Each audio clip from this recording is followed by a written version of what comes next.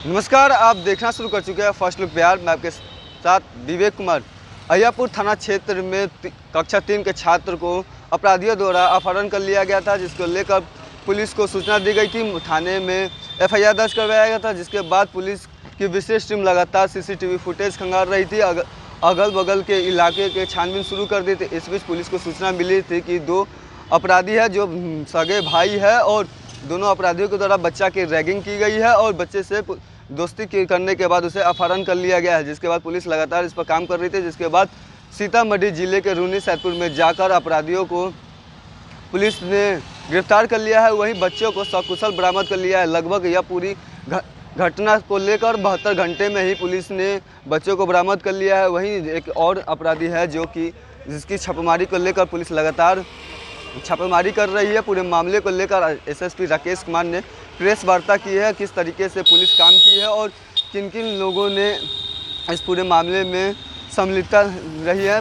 क्या कुछ कह रहे हैं आप, पहले वो सुनिए। 10/2023 को मुजफ्फरपुर जिला अंतर्गत अहियापुर थाना है, वहाँ की एक पंचायत है भिकनपुरा। वहाँ से एक 10 वर्षीय बच्चे के अपहरण का मामला प्रकाश में आया था। उस बच्चे के फादर पप्पू कुमार सिंह के द्वारा अहियापुर में इस संदर्भ में एक प्राथमिकी दर्ज कराई गई थी। हम लोगों ने इसमें जो एसपी टाउन है अवधेश, उनके नेतृत्व में और सिटी एसपी अरविंद प्रताप सिंह के अनुसरण में एक एसआईटी गठित की थी, जिसमें डीआईयू इंचार्ज लाल किशोर थे और लगातार जो हम लोगों की एसटीएफ है उसका भी हम लोग सहयोग ले रहे थे। इस पूरे ज्वाइंट ऑपरेशन को स्टार्ट किया गया। हम लोगों ने कई जगह सीसीटीवी फुटेज खंगाले। सीसीटीवी फुटेज में हालांकि कुछ धुंधले थे, जिसमें लेकिन इतना स्पष्ट हो रहा था कि एक बाइक पर दो व्यक्ति हैं, जिसमें एक के द्वारा हेलमेट पहना गया था, दूसरे के द्वारा मास्क लगाया गया था। चेहरे उनके स्पष्ट नहीं थे और बाइक का नंबर भी स्पष्ट नहीं था, लेकिन इतना स्पष्ट था कि उन दो लोगों के द्वारा जैसे ही ये बच्चा स्कूल बस से उतरता है, उतरने के साथ में इसको बाइक में बिठाकर कहीं ले जाया जा रहा है। हम लोगों ने ज़िले के जो भी दिशाएं हैं, चारों तरफ जितने भी सीसीटीवी कैमरे हो सकते हैं, जो भी टोल प्लाजा हो सकते हैं, वहाँ के फुटेज कलेक्ट किए और ये रूट हम लोगों को क्लियर हुआ कि ये जो है सीतामढ़ी की तरफ में गया हुआ है। सीतामढ़ी ज़िले में मुख्यालय में और रूनी सैदपुर में जो भी कस्बे थे, वहाँ के फुटेज काफ़ी खंगाले गए। इसी दौरान जिस दिन अपहरण हुआ था, उस दिन देर रात्रि में जो बच्चे के पिता हैं, उनके पास में एक नंबर से कॉल आता है और जिसमें 50 लाख रुपए फिरौती की मांग की जाती है। हम लोगों ने उस नंबर को भी ट्रेस किया। वो नंबर हाजीपुर का निकला। वहाँ पे टीम गई और पता लगा कि वो एक जो है रिक्शा चालक है, जिसके मोबाइल का प्रयोग करके फिरौती की रकम मांगी गई है। 17 तारीख को भी दिन में 3 बार बात की गई, जिसमें राशि की मांग की गई, लेकिन जो 17 तारीख के कॉल आए वो 2 कॉल मोतिहारी से आए, जिसमें एक मोतिहारी प्रॉपर से, एक रक्सौल के पास से, और जो तीसरा कॉल आया देर रात्रि में वो सीतामढ़ी से आया। और वो तीनों ही कॉल जो है एक आम व्यक्ति के, या तो ठेला चालक था या रिक्शा चालक थे, इनके फ़ोन को मांग करके कॉल किया गया था।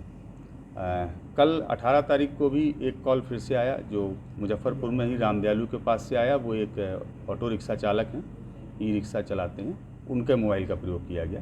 तो जो अपहरण करता था लगातार बड़ी सावधानी बरत रहा था और जहाँ जहाँ भी ये जा रहा था, चेहरे से इसके मास्क नहीं निकल रहा था, तो चेहरा भी क्लियर नहीं हो रहा था और मोबाइल का प्रयोग ये स्वयं अपना कर नहीं रहे थे। लेकिन हम लोग इसमें लगातार काम कर रहे थे और जहाँ से भी ये कॉल करते थे, हम लोगों का प्रयास रहता था कि वहाँ अगर सीसीटीवी फुटेज है तो देखा जाए।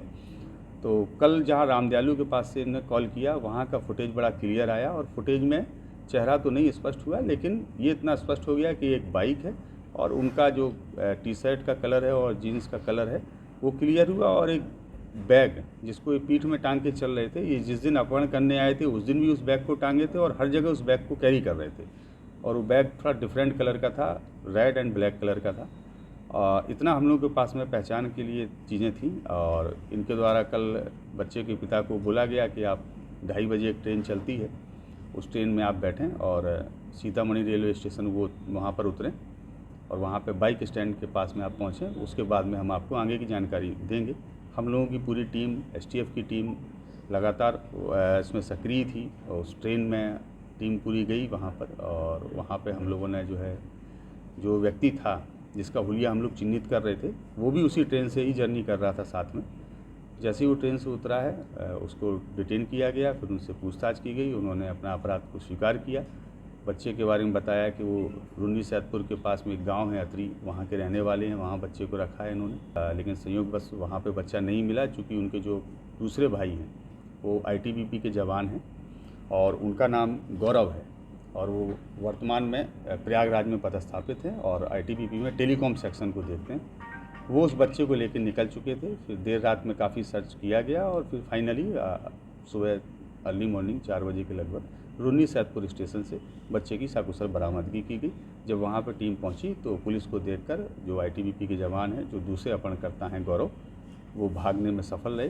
अभी हम लोग उनकी गिरफ्तारी के लिए छापेमारी कर रहे हैं। निश्चित रूप से इस पूरे उसमें 3-4 चीज़ें स्पष्ट रूप से सामने आई हैं। पहला ये कि इस पूरे घटनाक्रम में 2 ही लोग शामिल थे, दोनों सगे भाई, जिसमें से एक जो है वो आईटीबीपी का जवान है। इन लोगों को पैसे की किल्लत थी। इन्होंने अभी हाल फिलहाल में अपना एक मकान बनवाया है जिसमें काफ़ी लोन लिया हुआ था, लोन को चुकाना था, इसलिए पैसे की आवश्यकता थी। इन्होंने बच्चे को टारगेट करने के लिए 2 से 3 दिन उस एरिया की रेकी की। इनका विचार ये था कि वो एरिया ऐसा है जहाँ पे काफ़ी संपन्न घर बने हैं और इन्होंने वहाँ पे देखा कि एक बच्चा ऐसा है जो बस से पैदल जाता है, उतरकर उसका घर थोड़ा दूरी पर है और बच्चा अकेले जाता है, उसके कोई गार्जियन ना लेने आते हैं ना छोड़ने आते हैं। उन्होंने बच्चे से 2 दिन पहले बात करके उससे थोड़ी सी एक जान पहचान स्थापित की और फिर घटना को अंजाम। इस तरह से मास्टर प्लान बनाने का सर क्या उसका पैसे की आवश्यकता और इसीलिए उन्होंने फिरौती की। किस अवस्था में सर बच्चे को रखा गया था? बच्चे को उनके 2 घर हैं वहाँ पर, एक घर काफ़ी अच्छा बना हुआ है, एक पुराना घर है जो खंडर स्थिति में है, वहाँ पे बच्चे को रखा गया था। जब टीम ने वहाँ पे रेड की तो वहाँ पर बच्चे के जो यूनिफॉर्म है वो मिले, क्योंकि बच्चे के यूनिफॉर्म उन्होंने चेंज करवा दिए थे। अब बच्चा अभी जिस कपड़ों में है उसी कपड़े में था वहाँ पर। और इसके अलावा स्कूल बैग के अलावा स्कूल बैग मिला, यूनिफॉर्म मिले और कुछ खाने पीने की चीज़ें जो बच्चे को दी जाती थी वो थी। जिस अभियुक्त की गिरफ्तारी हुई क्या पड़ोसी है या दूर के रहने वाले हैं? नहीं, अभियुक्त जो है वो अतरी के ही रहने वाले हैं। इस पूरी घटना में 2 ही भाई हैं, एक का नाम सौरभ है, एक का नाम गौरव है। सौरभ हैं, उनकी गिरफ्तारी की जा चुकी है और जो गौरव हैं, जो आईटीबीपी के जवान हैं, वो अभी फरार हैं। उनकी गिरफ्तारी के लिए हम लोग छापेमारी कर रहे हैं। इनका अभी तक कोई ऐसा आपराधिक इतिहास भी हम लोगों को प्राप्त नहीं हुआ है। रिकवर कुछ किए गए इनके पास से? हाँ, इनके पास से जो बाइक इनके द्वारा घटना में प्रयोग की गई थी उसको जब्त किया गया है। मोबाइल, जो अपहरणकर्ता का मोबाइल था, उसको भी जब्त किया गया है और इसके अतिरिक्त वहाँ से जो बच्चे का स्कूल बैग मिला है घर से, उसको भी जब्त किया गया है।